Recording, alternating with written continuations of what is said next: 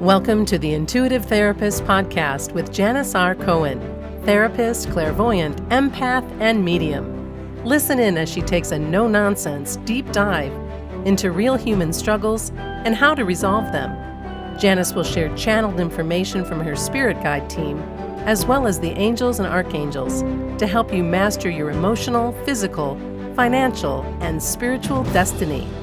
And now, Janis R. Cohen. Hey y'all, this is Janis Cohen, the Intuitive Therapist here on the Intuitive Therapist Podcast. I wanted to talk about something that's very, very close and dear to my heart, and that is about taking a leap of faith. And I could tell you I've done it a million times in my life, not knowing what's on the other side, but knowing that I've needed to do something. So I want to talk to you about the ins and outs of that. And if you're someone who has a desire to do something that scares you, but you know it's right for you, but you're too scared to take that first step, then today is going to help you. So your faith is an important aspect of who you are. And without faith, you'll find that it's harder to get by, and get through anything.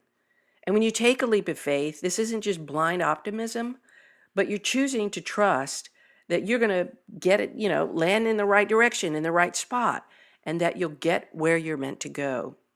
And I've taken, like I said, many leaps of faith in my life. And one thing I've noticed about leaps of faith is that they come from a place of power and a sense of some kind of certainty. Like, remember I said, it's just something in you that says, I know I got to do this, but I'm scared and the fear is overriding me, but I know I got to do it and I just don't know how. I did it when I started this podcast in 2017. I had no idea what the heck I was going to talk about. I feared that I wouldn't have enough content, and I feared that no one would listen, right? But here I am, over 7 years later, cranking out content that people religiously listen to and they benefit from. I hear all the time. So that fear was all in my head. And I took a leap of faith when I wrote my first book, when I enrolled in many of the coaching programs that I've taken that involved a significant financial investment. I've taken tons of leaps of faith in romantic relationships, in making friends, in letting go of friends, in trying new things, and in stepping out of my comfort zone, testing my ability to survive and even thrive when I don't know what I'm doing and I'm in a new place, maybe with new people. All of these leaps, decisions I made on my own behalf, they've always benefited me in some way, even if I didn't know most of the time what those benefits would be from the beginning. But in every single leap of faith that I took, I became more and more me. And that's the beauty of taking leaps of faith. They are calculated risks insofar as you're trusting yourself to listen to your gut instinct and you trust in the universe's plan for you as you step into the unknown. But outside of those two things, hey, you're like in the cosmos, right? Most people, when they think about taking a leap of faith, think that it sounds like this. Like, well, screw it, I'm just going to do it. Which comes from a place of throwing caution to the wind without any real basis for the throw. Instead, I'd like you to think about a leap of faith that sounds more like, I'm going for it. And with that kind of statement and intention comes a sense of power and strength. And taking the next step, even when the outcome is unknown, is accompanied by a knowingness that on some deep level within, that doing this new thing, it's going to move you forward. Taking a leap of faith, it's not reckless, but it's what your gut is telling you to do. What's reckless is knowing that something could put you in danger and going, well, what the heck, screw it, I'm going to do it, right? But a leap of faith is something that you do that's on your own behalf in a positive way. It's the belief that there are greater things in the unknown rather than staying where you currently are. This phrase is often used when you're changing something significant in your life. For example, taking a leap of faith with finding love or changing career paths into the field you want. Doing this isn't just an impulsive, irrational decision, but it's the belief that no matter where you end up, you'll still be closer to where you aspire to. So there's a parenting psychologist whose name is Jim Taylor. He authored the book, How to Survive and Thrive When Bad Things Happen, 9 Steps to Cultivating an Opportunity Mindset in a Crisis. And he writes, The leap of faith begins with a conviction that you don't want to just go down a path that your current life has been taking you any longer, that your life just isn't working for you any longer. You see, the leap is appealing when you already have faith that you can change your life. And as Taylor explains, the leap of faith involves having a basic belief in yourself and a fundamental trust in the vision of who, what, and where you want to be in the future. You see, it's about believing that good things will happen if you choose to change your life. But it's also important to remember that, as Taylor says, some misgivings are a normal part of the process. This is what life is. We take chances. It doesn't work out. We take another chance. It works out, right? So it wouldn't be a leap of faith after all if you could be 100% certain everything is going to work out exactly like you want. The leap of faith is in the unknown. But don't rely on blind faith to make your leap. That's what I was talking about. I was kind of like, screw it. Let's just do it. That's blind faith. Taylor emphasizes that it's important to understand that this leap of faith, it's not blind faith. You can marshal your knowledge and skills to change your life and to realize your vision of the better life you want for yourself. And there's no need to go it alone. Instead, you draw upon family, friends, and other supports to bolster your efforts. And to increase the chances that things will work out and to keep you from excess anxiety and catastrophizing about what ifs that are highly likely never to occur, it's important to practice what I call visioning. You see, you do it by simply picturing in your mind in delightful detail what your new life will look like and how wonderful it will be. So Taylor says a leap of faith will then initiate a positive upward spiral that will transform your leap of faith into a growing confidence that you can and will change your life for the better. You see, our leaps of faith begin with the belief that we won't be satisfied and enjoy the life we want if we simply accept our current circumstances. And most people, I'll tell you, they're unsatisfied in some aspect of their life. And anybody that tells you they're fully good, they're not, because they're human. No one wants to look back at their life with regret for things they did or didn't do. That's why sometimes our belief that things can be better than they are requires us to trust our instincts, to have faith in ourselves, to lean on loved ones, to gather as much information as possible to guide us, and then step forward with boldness and confidence. And this is how to ensure that your leap of faith will land you on both feet, safely on the ground, farther along towards the life that you really want. So I want to talk about some benefits of taking a leap of faith. And, when these came through, I was like, I don't think I've ever thought of leaps of faith that deeply. And some of these things were surprising to me. So my hope is that they'll be a little surprising to you, but also register as like, oh my gosh, that makes sense. So the first thing is that you're going to discover who you are with every leap of faith. And even when things are uncertain and blurry, one of the best parts of taking a leap of faith is the journey of discovering who you are. You see, you can never do that when you're always stuck in old patterns, afraid to leave your comfort zone behind.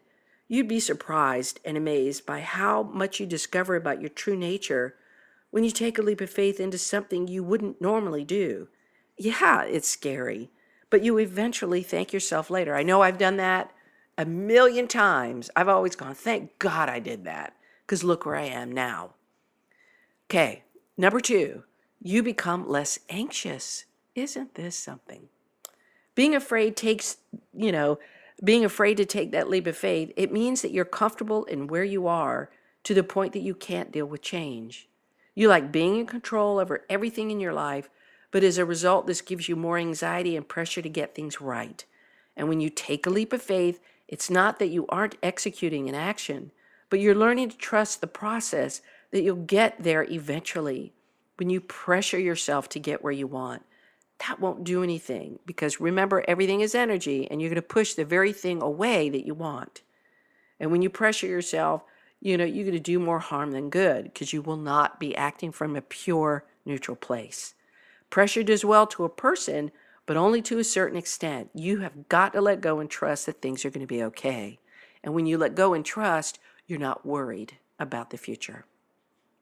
Well, you feel excited again. This is number 3. One of the results of being too familiar with your own life is that you don't ever take risks, is that there's a lack of excitement and joy since you barely do anything new anymore. You might try to convince yourself that your life is joyful and exciting, but when you're by yourself and all you have is your mind, and you're like, yeah, my life doesn't have much to it. But when you take that leap of faith that you need, you're going to start to feel all these emotions again, like joy and excitement and happiness. And this is one of the many benefits that taking a leap of faith will do as you get to explore new things that you've never known possible. It's refreshing to get out of your comfort zone every now and then. I love it because you're like, oh my God, I didn't know I could do that. Holy cow. I can't believe I went for it. That was pretty ballsy, right? This leads me to number 4. You feel brave and courageous. As romanticized as it is to take a leap of faith, it is not always the easiest thing to do. In fact, it's one of the scariest things you can do because as humans, we like knowing the answers to everything. I know I do, including what's on the other side of fear, right? However, there's something to be said about your bravery when you take that risk because despite being afraid, you did it nonetheless. And I'm telling you, that is one of the major benefits of taking a leap of faith. You're like, holy cow, if I can do that, I'm going to do it again. I'm going to do it again, and I'm going to do it again. And then the leaps of faith become bigger and bigger and bigger. And you become more brave and courageous, and you're more aware of how you think and how you reinforce yourself to feel that bravery and that courage. 5, you feel open to change. As you progress in life, you learn that even when you try to stop it, you can't resist change from happening. That is a constant. In taking that leap of faith, you're going to be more open to change and view it as an opportunity for growth and for truly living your life. They say that life is on the other side of your comfort zone, and that is 1,000,000%, not 100%, 1,000,000% true. 6, you become better. Having faith just makes you a much better individual in general. You trust the world and others more, and you trust yourself more. And you become open to a world full of endless possibilities at your disposal. This perspective transforms you into someone better than who you initially were. When you trust, it's like you don't practice that anxiety anymore. And you're like, no matter what happens, I know I'm good. There are many ways to take leaps of faith, from starting a new career to jumping back in the dating game to finding a loving life partner and more. And while you'll still experience trial and error, we all do, there's a proven system to realize your dreams and build confidence along the way, and I'm going to share it with you. One question you can ask yourself if you're looking for personal transformation is, what's one bucket list item I can put into action today without further delay? Okay, so that's just one main question. Now I'm going to get to these 8 steps. All right? This is 8 steps of a successful leap of faith. And the very first one is that you put it on your calendar. You make it real. There's something to be said, right? If you ever want to make something come to life, you got to get it out of your head and onto a piece of paper, like a calendar. And when we write things down, a reality sets in that isn't there if we're not, if all we're doing is letting these things swim around in our mind. Set a date, stick to it, follow through. Step 2 is override the negative inner voice. Your dream won't move beyond your imagination if you continue to write it on the same date every year and keep delaying the action. And when you realize this, you'll understand that you have to overcome these voices of fear. You must. Voices of fear, doubt, worry, delay, and distraction. So start identifying all the internal dialogue that's holding you back. Things like, holy crap, can I really do this? Who am I to do this? Will I fail? Will I succeed? And what does that mean? I have no idea what I'm doing. What if I do this all wrong? What if this is a tremendous waste of time? Whatever other thoughts you have swimming in your brain, get them down on a piece of paper. That's how you start to neutralize them. And when you identify the thoughts and beliefs that haunt you, they no longer remain on autopilot in your brain because you can demystify them by writing them down and actually dealing with them rather than just accepting them at face value. Remember, all fear is a thought in the brain, and you can demystify it. Then you find the courage to take the first steps. It is the first small step that moves you out of the thinking pattern that's keeping you stuck. Because if you continue to think the same way in the same low vibration, guess what? You're going to get the same result. Nothing is ever going to change or happen. And if you find yourself taking action, even though you don't feel fully ready, well, who is ever really fully ready? Nobody. Anybody that takes a leap of faith is scared. Period. So you're in the boat with all of us, right? Nobody is ever ready. Step 3, invite a partner in believing. And this has to do with partnership, but it also has to do with accountability. There's something beautiful that happens when you share your dream with somebody and they support you in it. Now, that's not always the case. We know that. But having somebody with whom you can share your accountability matters, and how completely you continue to keep your leap of faith, how you continue to take your leap of faith. Accountability is an amazing motivator. And when you stop keeping things secret, you bring them to life. Step 4, if you don't have a mentor, seek a mentor. On top of having a partner in believing, make sure you have master guidance, master coaching, and master support. Many leaps of faith can involve this, and very important aspect, by the way, because someone somewhere has done what you wanted to do. They've done it. In fact, I bet there are a ton of folks who have already created the wheel when it comes to what you want to do. Find them, seek them out and find them. Find out what, how, when they've been able to achieve what they have. Because if they've done it, guess what? So can you. And you'll do it your way, right? Because your Dharma says, no matter if 15 million people are selling eggs, I'm going to sell eggs in my own way, right? That's your Dharma. God has given you a specific way to do that. Step 5 is befriend your fear. I remember reading a book where the author said that when you encounter something hard, just remind yourself that it's just new. It's not hard.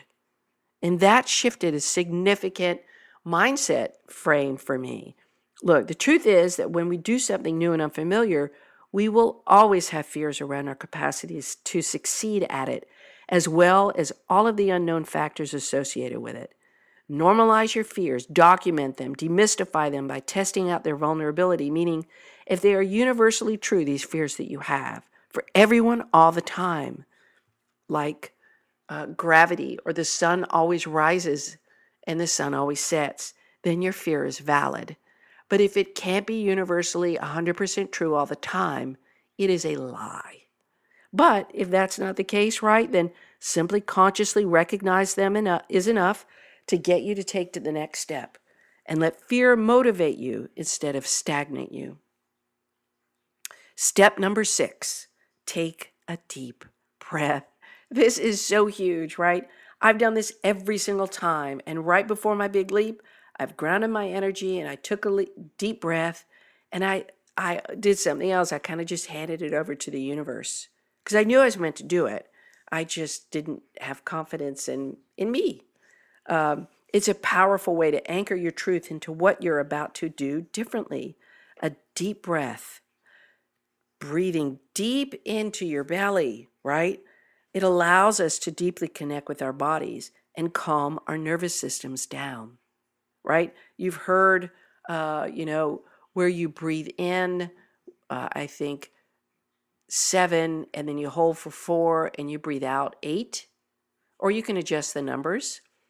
You breathe in 7, hold it for 4, and exhale for 7. I mean, however you want to do it, right? Just do it that way because it allows you to take it slowly and be very, very conscious of your breath. Breathing is the antidote to so many anxiety-ridden thoughts. Once you get those thoughts out of your brain and onto a piece of paper, okay? I find that when I'm anxious, unless I talk about it or unless I write about it, the breathing doesn't help me. But once I get those thoughts out and I see them, I've let a piece of the anxiety go. And then all my job is to regulate my nervous system, right? So you set your intention, you set your vision, you focus on your vision, and you move forward. Step 7, take massive imperfect action. This one I've been scared of because practiced perfectionism for a long time. And of course, nobody ever is perfect. So it's just like a fail from the get-go. And from grounding your energy to looking forward, you then take a massive step that, I didn't feel ready for. And action creates clarity. So I want you to remember that. Action creates clarity, period. End of story. Take imperfect and messy action instead of none.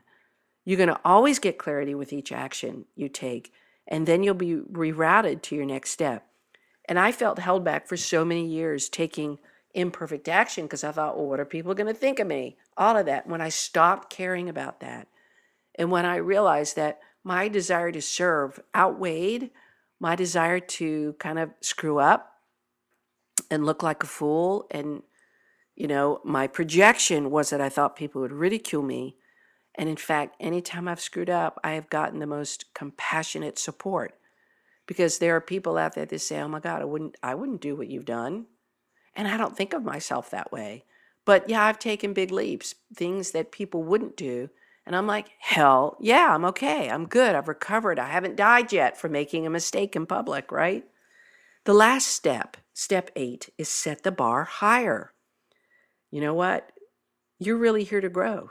And the whole point of this exercise for you is to befriend your fear and stretch yourself further than you thought you could go. Period. Right? And the beautiful thing about continually setting the bar higher is knowing there is always room to grow. So my encouragement for you is to really stretch yourself, lean into mentorship, grow your confidence, and build your dream. Taking leaps of faith work. If you're scared, but you're ready to do something, or maybe you're not ready and you're scared, but you know somebody who's taken a leap of faith, go talk to them. Say, how did you get over that fear?